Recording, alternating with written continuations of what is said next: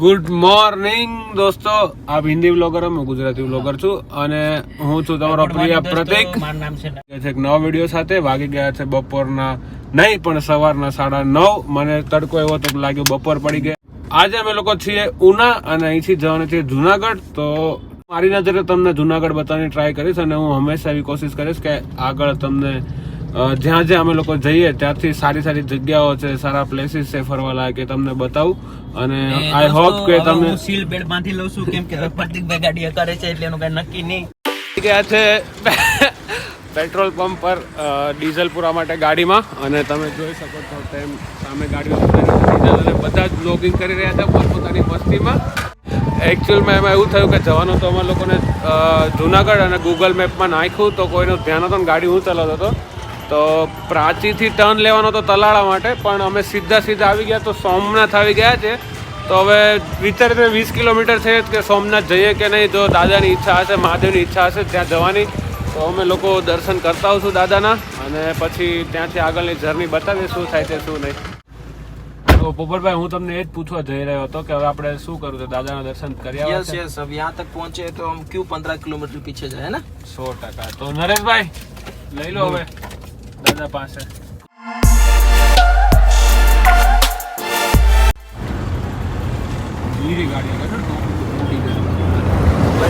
ઉડી ગઈ.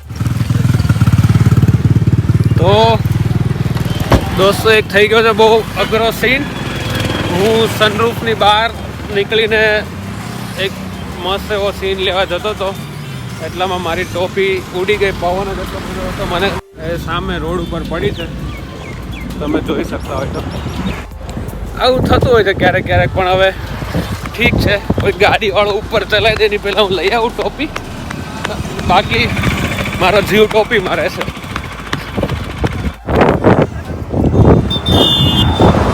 તો આવું અવારનવાર બનતું હોય છે, એટલે તમે આવો અને ધ્યાન રાખજો આગળથી કે આવી રીતના બહાર મોડું નહીં કાઢવાનું. જય સોમનાથ.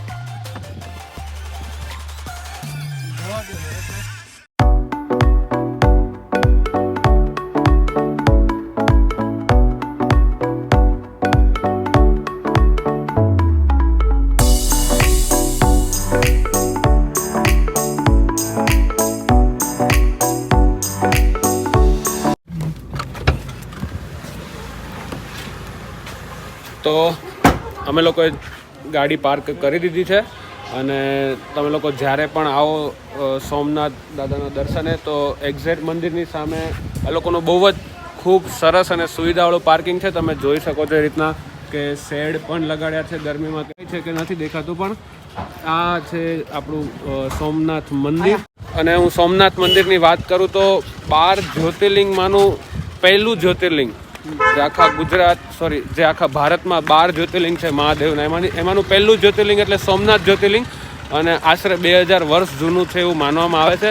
અને આ મંદિરનો ઇતિહાસ જેટલો કહો એટલો ઓછો છે. તમારે વધારે જાણકારી માટે તમે ગૂગલ પણ કરી શકો છો.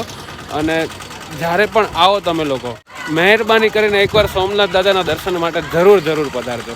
તો ચલો જઈએ આગળ અને જોઈએ કઈ રીતનું શું છે, અને મારાથી બને એટલે આ ફૂટેજ લેવાની ટ્રાય કરીશ.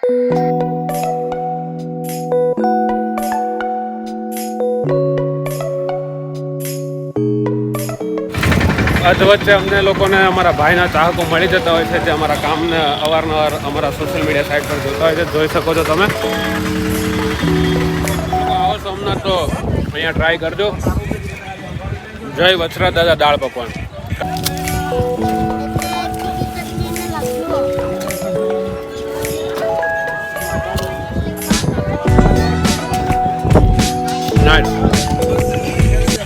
અમને અહીંયા આવી રીતના એક લેડી પર્સન મળી ગયા છે, જેમનું નામ છે વર્માજી, અને સાધુ મહંત છે પોતે. અને હવે એમની હેલ્પ કરવા માટે અમે 2-3 કલાકનો સમય પાડ્યો. પછી આપણે આગળનો વ્લોગ કન્ટિન્યુ કરીએ તો જોતા રહેજો. વર્માજીને અમે લોકો હેલ્પ કરી રહ્યા છીએ, અને એમની જે આગળનો જે આખો વિડીયો છે એ તમે મેન ઓફિસર ચેનલ પર જોજો. તમારું નામ શું માલિક? અશ્વિન ગઢિયા. અશ્વિનભાઈ ગઢિયા અમને અહીંયા મળી ગયા છે. અહીંના લોકલ છે અને ખૂબ જ સપોર્ટ કરી રહ્યા છે. અમને જોઈને ખૂબ આનંદ થાય છે કે લોકો આવી અવારનવાર એકબીજાની હેલ્પ કરતા હોય છે પોતાનો કિંમતી સમય ફાળવીને. તો બસ તમે એક હેલ્પ કરી દો વિડીયોને શેર કરીને.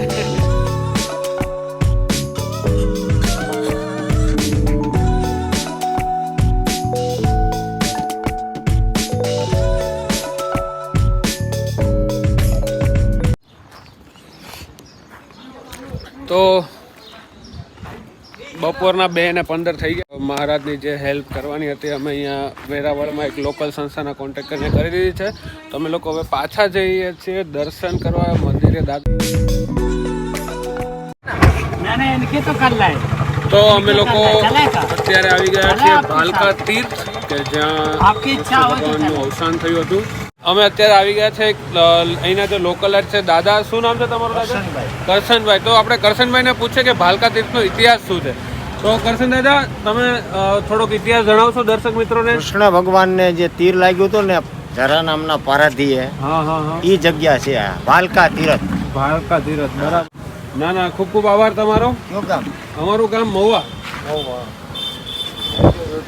હા, તો જય સોમનાથ. જય સોમનાથ. તો સોમનાથથી દૂર 4 કિલોમીટર આવેલા ભાલકા તીર્થની માન્યતા કરશન દાદાના કહેવા મુજબ એવી છે કે અહીંયા કૃષ્ણ ભગવાન આરામ વિશ્રામ માટે આવતા હતા અને બાણ વાગવામાં આવ્યું હતું ઝર નામના શિકારી દ્વારા. એના લીધે એમનું અવસાન થયું હતું.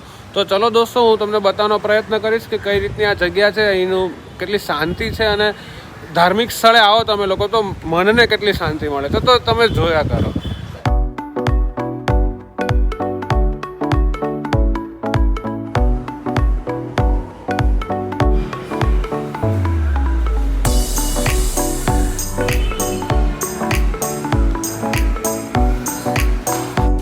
જ્યાં ભગવાન શ્રી કૃષ્ણ સ્નાન કરી અને પોતાનું ધ્યાન ધરી અને ઝાડ નીચે બેસતા.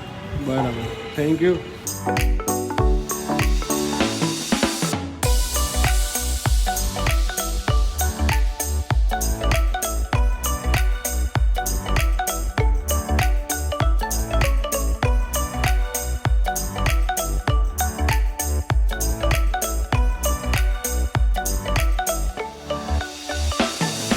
અમારા અશ્વિનભાઈ અમને લઈને આવ્યા છે એક નવી જગ્યાએ. તો હું તમને બતાવવાનો પ્રયત્ન કરું કે મહાદેવની શિવલિંગ છે. બાલ ગંગેશ્વર મહાદેવ કરીને ઓળખવામાં આવે છે.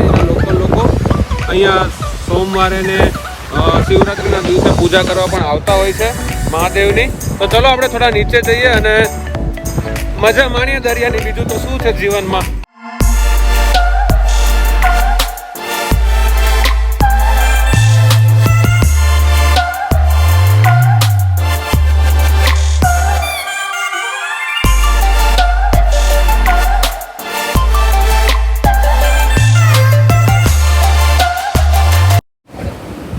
બહુ બધા છે અહીંયા તો.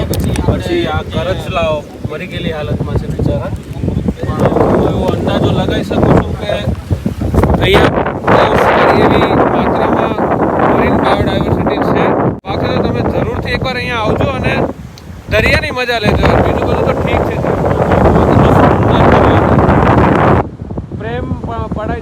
પ્રેમમાં પડી જાય ને એવો તો દરિયો છે બાપુ. અને અહીંયાના લોકો પણ બહુ સપોર્ટિવ છે અને ખૂબ જ સપોર્ટ કરશે તમને. તો એકવાર પ્લીઝ આવજો, જરૂરથી આવજો. તો દોસ્તો અમે લોકો આવી ગયા છે ગોલક ધામ અને એનું બીજું નામ છે ગીતા મંદિર. આ ગીતા મંદિર ઉર્ફે ગીતા મંદિર. તો ચલો હવે આપણે ગીતા મંદિરને જોઈએ થોડું.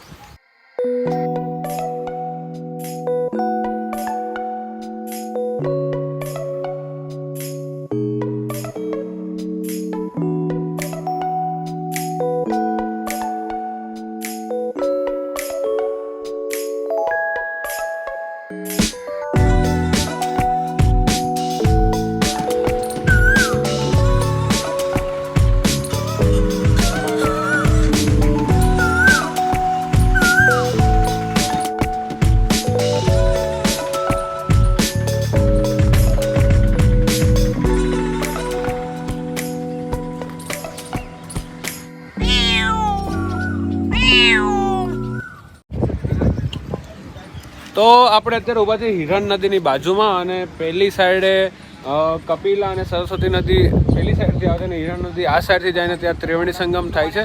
અને આ છે ગીતા મંદિર જે મેં તમને પહેલાં વાત કરી એમ.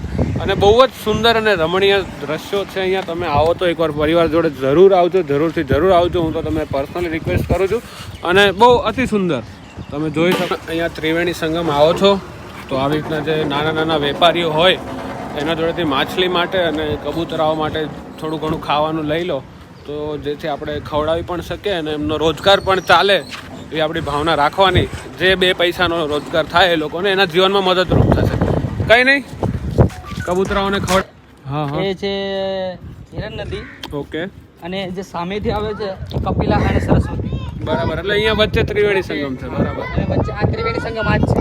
ઓકે, આ બધું ત્રિવેણી સંગમ કહેવાય. બરાબર, તો જ્યારે પણ તમે લોકો આવો પરિવાર જોડે એટલે ત્રિવેણી સંગમની જરૂર મુલાકાત લેશો. હવે ટાઈમનો થોડોક અભાવ છે અને હજી દાદાના દર્શન કરવાના બાકી છે, તો આપણે લોકો જઈશું દાદાના દર્શન કરવા સોમનાથ મંદિર.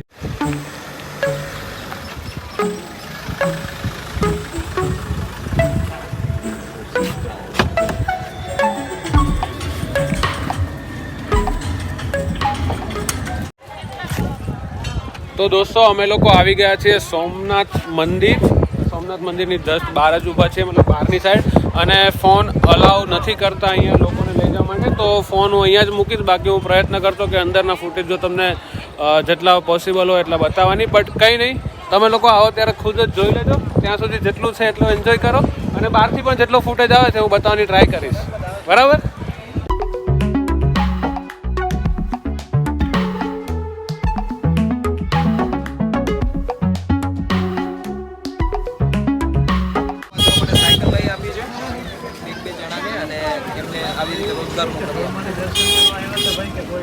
અમે સડનલી આવ્યા હતા. અમે માર્ગ જતા હતા જુનાગઢ, પછી ચડી ગયા કોડીનારના હાઈવે પર. પછી ભગવાનનું મંદિર હતું, મેં 15 કિલોમીટર. તો ફાઇનલી દાદાના દર્શન થઈ ગયા છે અને અમે લોકો હવે નીકળી ગયા છે જુનાગઢ માટે.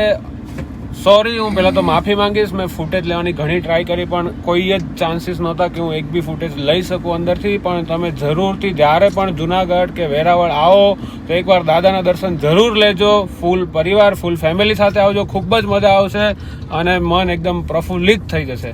તો બસ, આ મારો વિડીયો ગમ્યો હોય તો કશું જ કરવાની જરૂર નથી, ખાલી લાઇક, શેર અને સબસ્ક્રાઇબ કરવાની જરૂર છે. અને તમારા બધા જ સાથી મિત્રોને મોકલો અને સોમનાથ દાદાના દર્શન કરાવો ઘરે બેઠા બેઠા. અને બસ, હવે અમારી જર્ની જઈ રહી છે જુનાગઢ તરફ. તો આગળના વ્લોગ જોવા માટે મારી આ ચેનલને સબસ્ક્રાઇબ કરો અને સબસ્ક્રાઇબ બટનની બાજુમાં જે બેલ આઇકન છે એને દબાવવાનું ભૂલાય નહીં, જેથી કરીને મારા વિડીયોની અપડેટ સૌથી પહેલાં તમને મળે. જય શ્રી કૃષ્ણ, જય માતાજી.